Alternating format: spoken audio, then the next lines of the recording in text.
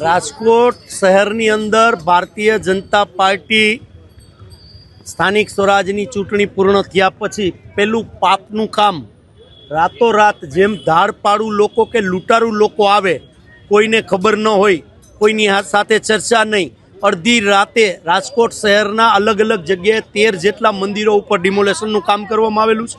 કોઈ પણ ધર્મના મંદિર હોય એની ડિમોલેશન કરતા પહેલાં ધર્મગુરુ સાથે, સોસાયટીઓના રહીશો સાથે ચર્ચા કર્યા પછી તંત્રએ આગળ આવવું જોઈએ।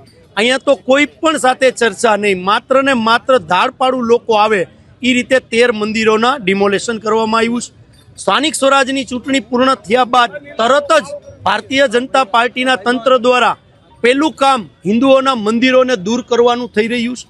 અને આપના માધ્યમથી રાજકોટની જનતાને પણ બે હાથ જોડીને વિનંતી કરી રહ્યો છું કે રાજકોટ વોર્ડ નંબર 8 હોય, વોર્ડ નંબર 11 હોય, વોર્ડ નંબર 12 હોય, વોર્ડ નંબર 9 હોય, આ બધા વિસ્તારોમાં મંદિરોમાં ક્યાંક ને ક્યાંક ડિમોલેશન થયા છે।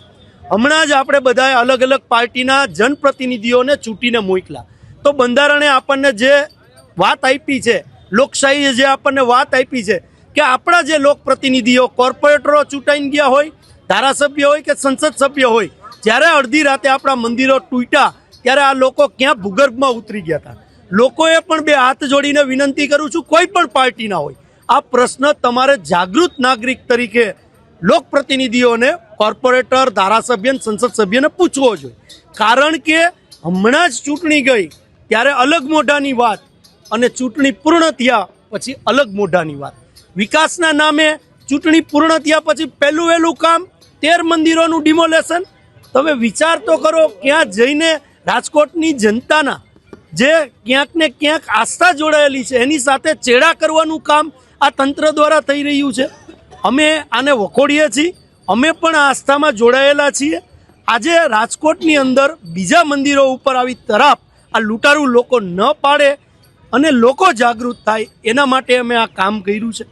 આવનારા દિવસોની અંદર લોકો જ્યાં અમને બોલાવશે ત્યાં લોકોના પ્રશ્નને વાચા આપવા માટે સમગ્ર અમારો કોંગ્રેસ પરિવાર ઊભો રહેશે અને આશા રાખીએ કે આવનારા દિવસોની અંદર કોઈ પણ ધર્મની અંદર આ રીતે રાજકોટ મહાનગરપાલિકાનું જે કૃત્ય છે એ ન થાય।